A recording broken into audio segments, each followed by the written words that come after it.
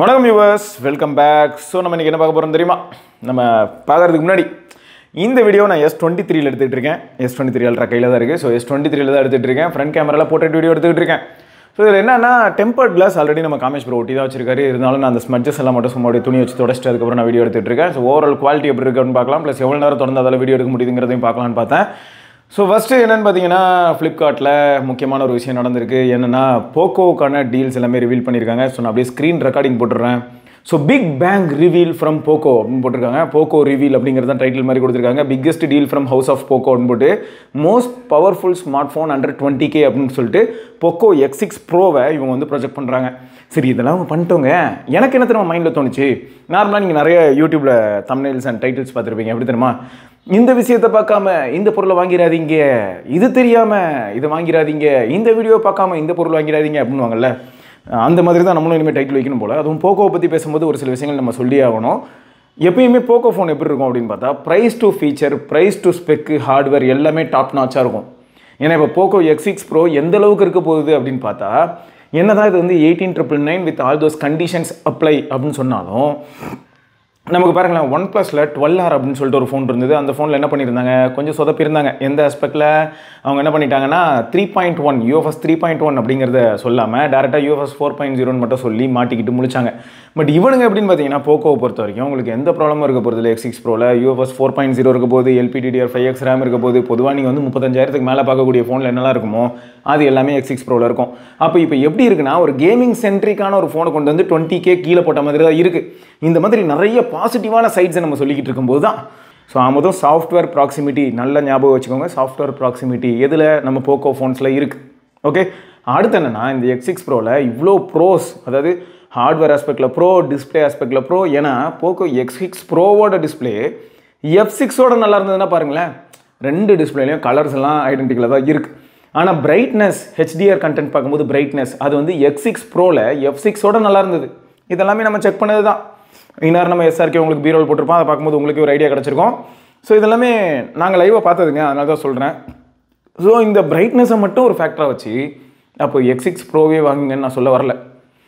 F6ஆ X6 ப்ரோவா அப்படின்னு கேட்டால் என்னை பொறுத்தவரைக்கும் நான் என்ன சொல்வேன்னா, கேஷுவலாக யூஸ் பண்ணும்போது மீடியா கன்சம்ஷனாக இருக்கட்டும், இல்லாட்டி அவுட்டோர் விசிபிலிட்டியாக இருக்கட்டும், இந்த மாதிரியான எல்லா பாயிண்ட்ஸும் பார்த்தாலும் X6 ப்ரோவோட F6 போகிறதே பெட்டர்.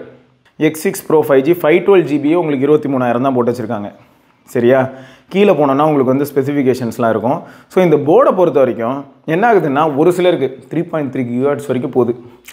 ஏன்னா என்ன ஆகுதுன்னா, நம்ம சப்ஸ்கிரைபர்ஸே ஒரு சிலர் வந்து ஹீட்டிங் இஷ்யூனால் போர்டு எகிர்னதை ரிப்போர்ட் பண்ணியிருக்காங்க.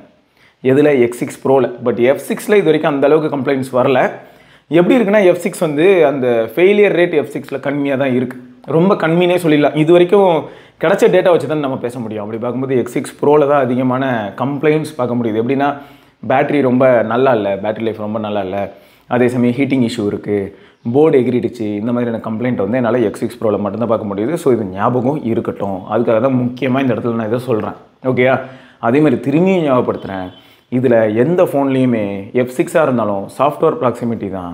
ஓகே, ஸோ மொத்தம் வந்து பார்த்திங்கன்னா X6 ப்ரோ வந்து ஒரு மிக்சட் ஃபீல். ஒரு சிலருக்கு ஓகே, ஒரு சிலர் இதெல்லாம் யோசிச்சிங்கன்னா வேண்டாம், அதை அவாய்ட் பண்ணிடுறது நல்லது. அடுத்து என்னென்னா, போக்கோ M6. ஸோ இதுதான் இருக்கலையே அஃபோர்டபுள் 5G ஃபோன் அப்படின்னு போட்டு வச்சிருக்காங்க. MediaTek Dimensity 6100+. இப்போ ரீசெண்ட் டைமில் பார்த்தீங்கன்னா, இதுக்கப்புறம்லாம் நீங்கள் 6300 தான் பார்ப்பீங்க இந்த மாதிரி அஃபோர்டபுள் 5G கேட்டகரியில்.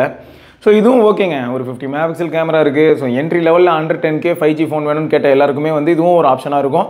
ஓகே, ஸோ மொத்தம் வந்து பார்த்தீங்கன்னா, போக்கோ X6ல என்ன மாதிரியான ப்ராப்ளம்ஸ் நான் வந்து மக்கள்கிட்ட தெரிஞ்சுக்கிட்டேன் அப்படின்னா, X6 வந்து உங்களுக்கு வேறு எதுவும் இல்லைங்க. X6னா என்னென்னு உங்களுக்கு தெரியும்னு நினைக்கிறேன். நம்ம Redmi Note 13 Pro தான். ஸோ Redmi Note 13 Pro போனீங்கன்னா கொஞ்சம் பெட்டர் கேமரா இருக்கும். பட் அப்படியே போக்கோ X6க்கு வந்தீங்கன்னா கேமராவில் மட்டும் கொஞ்சம் டவுன் சைட் மாதிரி இருக்கும். ரெண்டாவது, ரெட்மி ஃபோன்ஸ் எல்லாமே ப்ரீமியமாக இருக்கும். போக்கோ ஃபோன்ஸ் பார்த்தீங்கன்னா கொஞ்சம் ரொம்ப சட்டிலாக, அது எப்படின்னா நார்மலாக இருக்குங்க. ஒரு கேஷுவல் ஃபோன் லுக்கில் தான் இருக்கும். ரொம்ப அப்படியே அட்ராக்டிவான மாதிரியான டிசைன்லாம் இருக்காது, கேஷுவலாக இருக்கும். ஸோ X6லேயும் அந்த சாஃப்ட்வேர் ப்ராக்சிமிட்டி மட்டும்தான் இது வரைக்கும் பிரச்சனை பெருசாக பண்ணிகிட்டு இருக்கே தவிர வேறு எந்த ப்ராப்ளமும் இல்லை. அண்ட் HyperOS வந்த புதுசில் ஒரு சிலர் வந்து ஹீட்டிங் இஷ்யூ ரிப்போர்ட் பண்ணியிருந்தாங்க. அண்ட் அதுக்கப்புறமா HyperOS அப்டேட் வந்ததுக்கப்புறம் அது கொஞ்சம் பெட்டராக இருக்குன்னு சொல்லியிருக்காங்க. ஸோ இந்த வீடியோ பார்த்துட்டு இருக்க உங்களில் எவ்வளோ பேர்கிட்ட போக்கோ X6 இருக்குது? ஸோ உங்ககிட்ட போக்கோ X6 இருந்ததுன்னா எப்படி இருக்குது அப்படிங்கிறத மறக்காம கீழே கமெண்ட்டில் சொல்லுங்கள். M6 Plus ஆல்ரெடி நம்ம வந்து Redmi 13 5G பற்றி பார்த்துருப்போம். ஸோ அதே தான் M6 Plus. ஸோ இதுவும் ஒரு நல்ல LCD பேஸ்டு ஃபோனு. ஸோ உங்களுக்கு 5G டிவைஸ் அரௌண்ட் 11K அந்த மாதிரியான பட்ஜெட்டில் நீங்கள் பார்க்குறீங்க, இல்லாட்டி உங்கள் வீட்டில் யாராவது எல்டர்ஸ்க்கு பார்க்குறீங்க அப்படின்னும் போது இது ஒரு நல்ல டிவைஸ் தான். ஸோ நீங்கள் M6+ கன்சிடர் பண்ணலாம். இதுக்கு நீங்கள் போனீங்கன்னா உங்களுக்கு பேட்டரி லைஃப் ஓரளவுக்கு நல்லாயிருக்கும். ப்ளஸ் டிஸ்பிளே கோடு மாதிரியான விஷயங்களை வந்து நம்ம பெருசாக யோசிக்க வேணாம், ஏன்னா LCD பேனல் தான். ஸோ அதனால் இதுவும் ஒரு ஆப்ஷன். அண்ட் அகைன் இதுலேயும் உங்களுக்கு சாஃப்ட்வேர் ப்ராக்சிமிட்டி தான் இருக்கும். சரியா? அப்புறம் வந்து போக்கோ C65 இதெல்லாமே ரொம்ப பட்ஜெட்டு. ஏர்டெல்லாம் வந்து ஏர்டெலுக்கு கரியர் லாக்டு மாதிரி போட்டு வச்சிருக்காங்க C61. அப்படியே கீழே வந்தால் போக்கோ X6 நியோ பார்க்க முடியுது. போக்கோ X6 நியோ யார்? வேறு யாரும் இல்லை, Redmi Note 13 தான் போக்கோ X6 நியோ. இது வந்து உங்களுக்கு Dimensity 6080. ஸோ கேஷுவலாக யூஸ் பண்ணணுன்னா அகைன் இதுவும் ஒரு நல்ல டிவைஸ் தான். கேஷுவல் யூஸ்க்கு இதுவும் ஒரு நல்ல டிவைஸ் தான். மற்றபடி ரொம்ப பெரிய லெவலில் பர்ஃபார்மன்ஸ்லாம் எதிர்பார்த்துறாதீங்க. அண்ட் லாஸ்ட்டாக வந்து போக்கோ F6 இதுதான் வந்து இருக்கலே டெரரான ஒரு ஃபோனு. எனக்கு வந்து இந்த வருஷம் நான் யூஸ் பண்ணதுலேயே அண்டர் 30Kல ரொம்ப விரும்பி நான் யூஸ் பண்ண ஒரு ஃபோனு. அதுக்கு மெயின் ரீசன் என்னென்னா, எனக்கு பேட்டரி பேக்கப்லாம் ரொம்ப சூப்பராக இருந்ததுன்னு கேட்டிங்கன்னா அந்தளவுக்குலாம் ஒன்றும் இல்லைங்க. எனக்கு 5 hours SOT தான் மேக்ஸிமம் நான் அச்சீவ் பண்ண முடிஞ்சுது. பர்ஃபார்மன்ஸில் ப்ராப்ளமே இல்லை. அண்ட் இவ்வளோ நேரமாக நம்ம பார்த்த போக்கோ ஃபோன்ஸ் எல்லாத்துலேயுமே double tape to sleep and double tape to wake இருக்கும். ஏன்னா அது வந்து ஷாமி ஃபோன்லேயும் ரெட்மி ஃபோன்லேயும் இருக்காது. போக்கோ லான்ச்சருங்கிறது தனி, ரெட்மி ஆர் ஷாமி லான்ச்சர் வந்து தனி.